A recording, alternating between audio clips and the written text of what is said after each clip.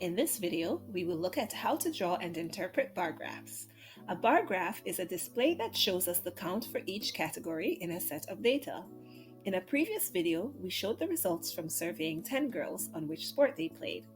We found that 2 played soccer, 3 played basketball, and 5 played tennis, and we used that information to create a frequency table shown. The information from a frequency table is needed to make a bar graph. On the x-axis, we place each category: soccer, basketball, and tennis. On the y-axis, we place values that represent frequencies. Notice that we use a uniformed scale. In this case, our numbers are going up by ones. If we weren't able to fit our highest number on the axis, we could choose to count by twos, threes, or something else. Now that our axes are both done, we look at our frequency table to see how high each bar should go.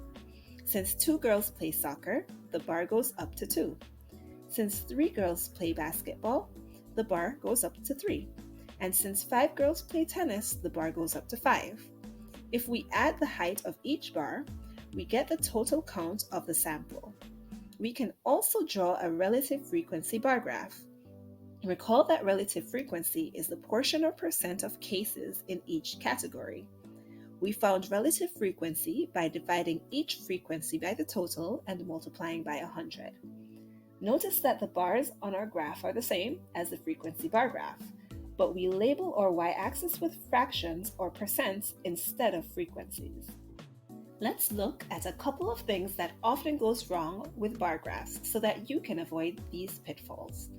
While the height of each bar is correct, notice that the bar for tennis is much wider here.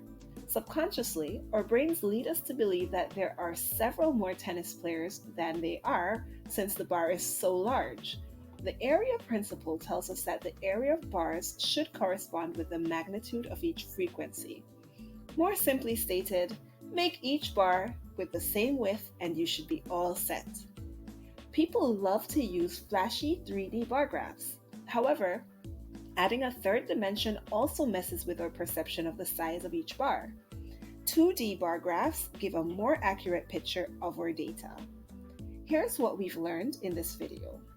Bar graphs display the count of each category. Relative frequency bar graphs display the portion or percent of each category.